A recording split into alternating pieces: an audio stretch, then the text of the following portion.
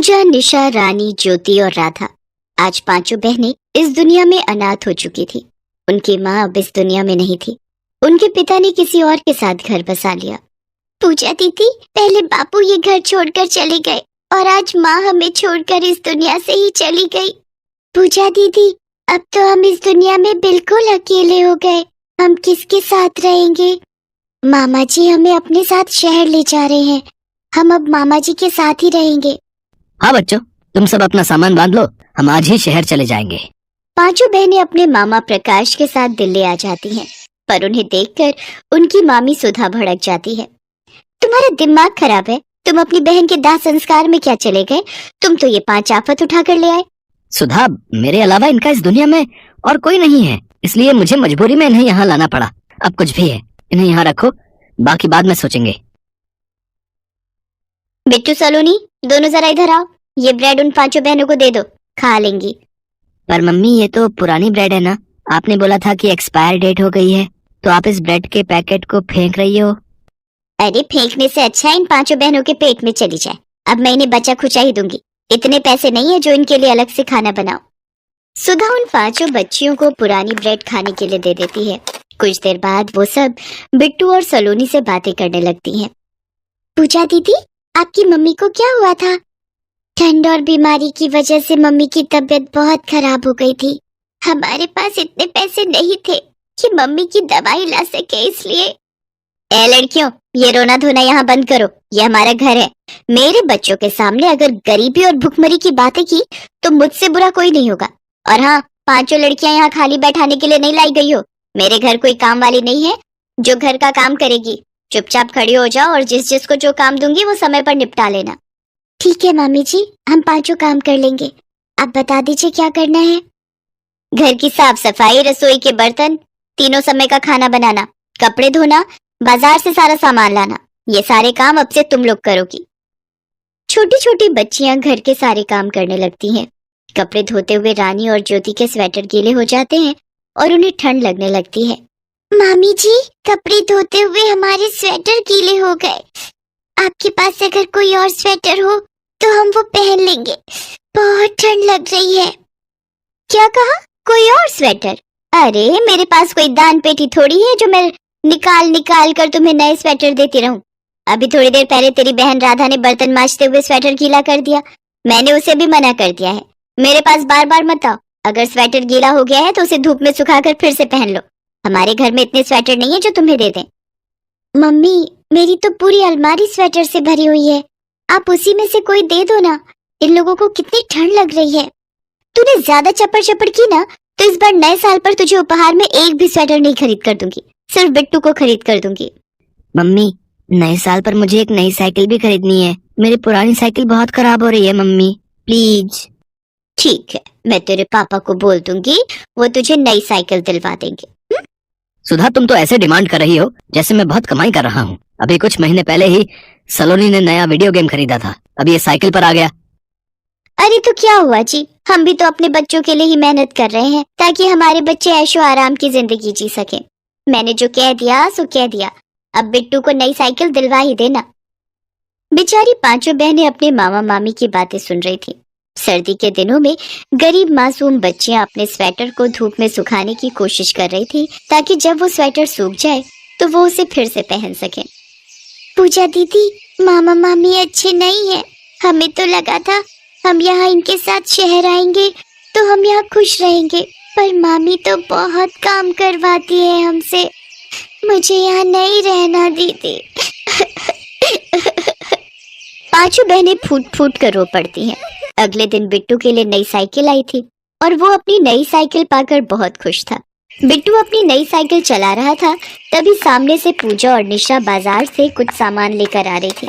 Bittu cycle चलाते हुए निशा से टकरा जाता है और साइकिल से गिर जाता है।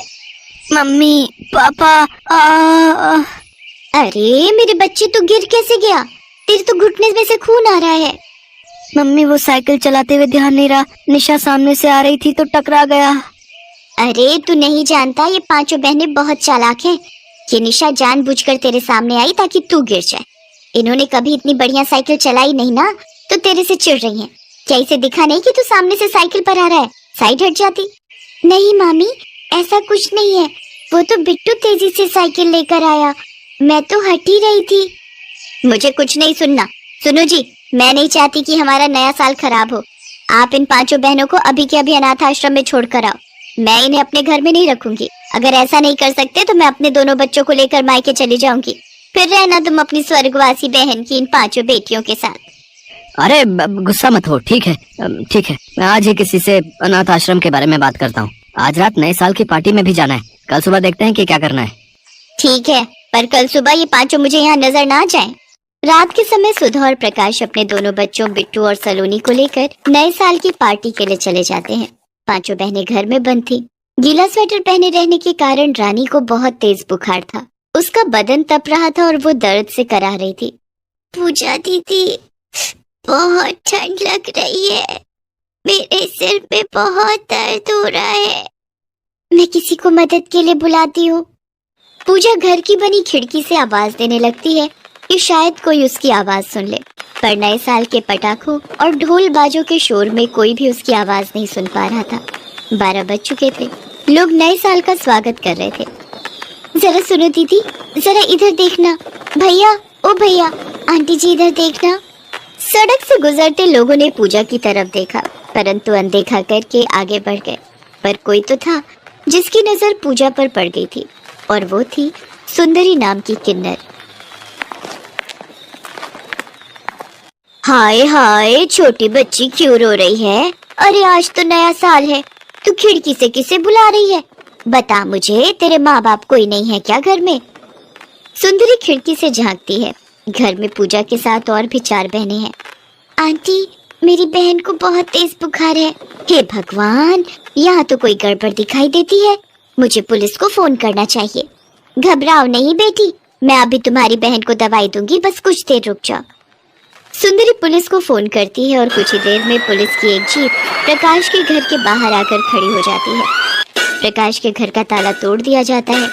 5 बच्चियों का रो रो कर बुरा हाल था। बच्चियों का कितना बुरा हाल किया हुआ है बेदर्द मामा मामी ने इनके। इंस्पेक्टर साहब, कड़ी से कड़ी सजा होनी चाहिए ऐसे लोगों को तो, जो छोटी अनाथ बच्चियों पर ऐसे जुल्म करते हैं। ले बेटा, दवाई खा ले, मैंने तुम सबके लिए बाजार से खाना मंगवाया है। सुंदरी जी, अगर आप जैसी समाज सेविका हमारे देश में हो तो इस देश में अनाथ बच्चों पर कभी जुल्म न हो। मैं आपको बहुत सालों से जानता हूँ, आपने बहुत से अनाथ बच्चों को आश्रय दिया है। इंस्पेक्टर साहब, मैं जानती हूँ एक अनाथ होने का दुख क्या होता है, और आप तो मेरी कहानी जानते ही हैं। मैं 10 साल की थी जब मेरे पिता ने मेरे किन्नर होने पर समाज के डर से मुझे घर से निकाल दिया था। आज मैं 50 बरस की हो गई हूँ। उम्र के इस पड़ाव पर आते आते मैंने दुनिया के कई रंग देख लिए। मैं जब तक जिंदा हूँ अनाथ बच्चों को आश्रय देती रहूंगी और अपना फर्ज निभाती रहूंगी। सुंदरी 5 बेटियों को अपनी बेटियां बनाकर अपने घर ले जाती है। पूजा के कहने पर उसके मामा मामी को सजा नहीं होती। वो बच्चियां जानती थी कि अगर उनके मामा मामी को सजा हुई तो बिट्टू और सलोनी भी उनकी तरह अनाथ हो जाएंगे।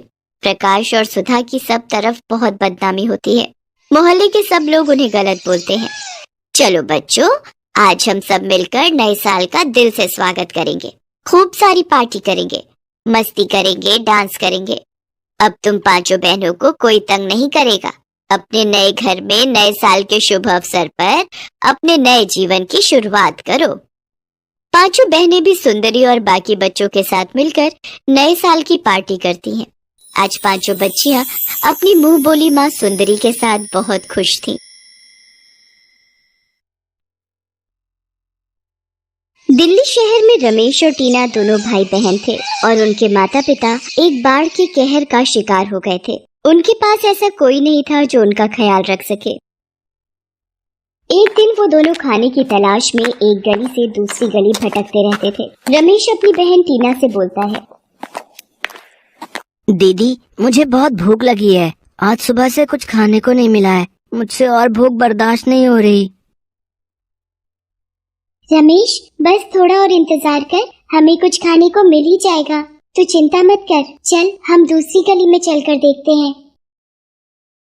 दूसरी गली के बाहर एक गेट लगा हुआ था। उसके पास ही एक चौकीदार बैठा हुआ था। रमेश और टीना गली के अंदर जा ही रहे थे, तभी उन दोनों को वहां बैठा चौकीदार रोकता है। अरे अरे, कहाँ जा रहे हो? हैं? चलो निकलो यहाँ से, चलो। अंकल, हमने सुबह से कुछ नहीं खाया है, हमें अंदर जाने दो, क्या पता कोई हमें खाना दे दे। अरे यहाँ भीख मांगना मना है, चलो चलो जाओ यहाँ से। दोनों बच्चे उदास होकर वहाँ से चले जाते हैं। तभी वो दोनों बच्चे चलते चलते एक घर के बाहर पहुँचते हैं। वहाँ एक महिला थी। माताजी, कुछ खाने के लिए दे दो ना, बहुत भूख लगी है, मेरे भाई ने कल से कुछ नहीं खाया है। चलो चलो भागो यहाँ से, पता नहीं कहाँ कहाँ से आ जाते हैं, इनका तो काम ही यही है। वो औरत भी उन दोनों को कुछ नहीं देती और अपने घर से भगा देती है। रमेश भूख से बेहाल हो रहा था, सुबह से चल चल कर थक गया था। चलते चलते वो दोनों एक बड़े से घर के सामने आकर रुक जाते हैं और आवाज लगाते हैं, सुनिए, कोई हमें खाना खिला दो। सुनिए, घर में कोई है क्या? क्या कोई हमें खाना दे सकता है? हमने कल से कुछ नहीं खाया है। तभी उनकी आवाज सुनकर एक लड़की घर से बाहर आती है। अरे, कौन हो तुम और ऐसे भीख क्यों मांग रहे हो? तुम्हारे माता पिता कहाँ हैं? उस लड़की की बात सुनकर दोनों बच्चे उदास हो जाते हैं। हमारे माता पिता नहीं रहे, हम दोनों अकेले हैं, इसलिए हम भीख मांग रहे हैं। क्या हुआ आपके माता पिता को? हमारे गांव में 2 दिनों से बहुत तेज बारिश हो रही थी और पास ही बने बांध में पानी का स्तर भी बहुत बढ़ गया था। इसी कारण मेरे पिता ने मेरी माता से कहा था, सरला, हमें जल्दी ही इस गांव से निकलना होगा, पानी का स्तर बहुत तेजी से बढ़ रहा है। मैंने सारा सामान बांध लिया है, हमें अब यहाँ से निकलना चाहिए। टीना बेटा, तुम अपने पिताजी के पास जाओ, रमेश को मैं उठा लूंगी। सभी गांव वाले अपने अपने घर छोड़कर जाने लगे थे। पानी का स्तर बहुत तेजी से बढ़ रहा था। मोहन और सरला अपने बच्चों को लिए आगे बढ़ रहे थे। तभी उनके पास एक बोट आती है। देखिए, अभी बोट में बैठने के लिए कोई जगह नहीं है, आप दूसरी बोट का इंतजार करिए, ठीक है? पानी का स्तर बहुत बढ़ गया है साहब, आप हमारे बच्चों को ही बस बैठा लीजिए। वो सिर्फ हम दोनों को ही बोट में बिठा लेते हैं, हमारे माता पिता वहीं रह जाते हैं और हमारी बोट जैसे ही आगे बढ़ती है, दूसरी ओर गांव में बना हुआ बांध टूट जाता है और पानी का सैलाब सबको अपने साथ बहा कर ले जाता है। उसी बाढ़ में हमारे माता पिता भी बह गए थे। अभी हमारे पास ना तो घर है और ना ही खाने के लिए खाना। अच्छा, तुम दोनों यहीं रुको, मैं तुम्हारे लिए कुछ खाने के लिए लाती हूँ। ये कहकर वो लड़की घर की ओर खाना लेने चली जाती है। रमेश और टीना वहीं घर के बाहर बैठकर उस लड़की के आने का इंतजार करते हैं और तभी उस घर में एक गाड़ी आती है और उस गाड़ी में से एक महिला बाहर निकलती है और जैसे ही वो रमेश और टीना को देखती है, वो गुस्से में तुरंत ही चिल्लाते हुए बोलती है, कौन हो तुम और यहाँ मेरे घर के आगे क्यों बैठे हो? निकलो यहाँ से, पता नहीं कहाँ कहाँ से आ जाते हैं। वो महिला बहुत ही अमीर और घमंडी थी। जी, हमें भूख लगी है, वो दीदी हमारे लिए खाना लेने के लिए अंदर गई है। ये काव्या भी पता नहीं किस किस को बिठा लेती है। तुम दोनों उठो और भागो यहाँ से जल्दी से। वो औरत रमेश और टीना की कोई बात नहीं सुनती और उन्हें वहाँ से भगा देती है। तभी वो लड़की काव्या खाना लेकर घर से बाहर आती है और वो देखती है कि वो दोनों बच्चे तो वहाँ हैं ही नहीं। अरे, वो दोनों बच्चे कहाँ चले गए? तो फिर वो अपनी माँ को देखती है। काव्या अपनी माँ से पूछती है, माँ, भी इधर 2 बच्चे थे, वो दोनों कहाँ गए? क्या आपने उनको देखा है? बेचारे 2 दिन से भूखे थे, उनको बहुत भूख लगी थी। मैंने तो उन्हें यहीं बैठने को कहा था, पता नहीं कहाँ चले गए। मैंने उन दोनों को यहाँ से भगा दिया। तू ऐसे किसी की भी बातों में मत आया कर। तुम्हें ये कितनी बार समझाया है, ये सिर्फ गरीब दिखते हैं, लेकिन ये बहुत चालाक होते हैं। मौका मिलते ही चोरी करके रफू चक्कर हो जाते हैं। माँ, वो दोनों बहुत अच्छे थे। उन बच्चों के माता पिता बाढ़ में बह गए थे, अब उनका कोई नहीं है, इसीलिए वो भीख मांगकर अपना गुजारा कर रहे हैं। काव्या की माँ उसकी बात नहीं सुनती और वो दोनों घर के अंदर चले जाते हैं। काव्या भी अपने कमरे में चली जाती है, लेकिन अभी भी काव्या उन बच्चों के बारे में सोचती रहती है। पता नहीं उन बच्चों को कहीं खाना मिला होगा भी या नहीं। और काव्या भगवान गणेश जी से प्रार्थना करती है, हे गणेश जी, जैसे आप मेरा साथ देते हो वैसे ही उन बच्चों पर भी अपनी कृपा करना। और दूसरी तरफ रमेश और टीना खाने के लिए दर दर भटक रहे थे। दीदी, मैं बहुत थक गया हूँ, चलो ना कहीं हम बैठ जाते हैं। ठीक है रमेश, अगर कोई पेड़ दिखेगा तो हम इस पेड़ के नीचे बैठकर थोड़ी देर आराम कर लेंगे। ये कहकर वो थोड़ी दूर आगे बढ़ते हैं। तभी उन्हें एक पेड़ दिख जाता है और वो दोनों उस पेड़ के नीचे बैठ जाते हैं। दीदी, हमें कोई भी खाना नहीं देगा तो हम ऐसे ही भूखे मर जाएंगे। रमेश, तू यहीं आराम कर, मैं उस मंदिर के पास जाकर देखती हूँ, ये कहकर टीना मंदिर की तरफ जाती है। तभी उसे रास्ते में एक औरत मिलती है। वो एक फूल वाली थी। उसके ठेले का पहिया एक गड्ढे में फंस गया था। टीना उसके पास जाती है। क्या मैं आपकी मदद करूं? हाँ बेटा, मेरे ठेले का पहिया इस गड्ढे में फंस गया है, तुम मेरे साथ इसको धक्का लगवा दो। टीना उस औरत के साथ ठेले पर धक्का लगवाती है और ठेला गड्ढे से बाहर आ जाता है। धन्यवाद बेटा। क्या नाम है तुम्हारा? मेरा नाम टीना है आंटी। क्या आपके पास कुछ खाने के लिए है? मेरा भाई बहुत भूखा है।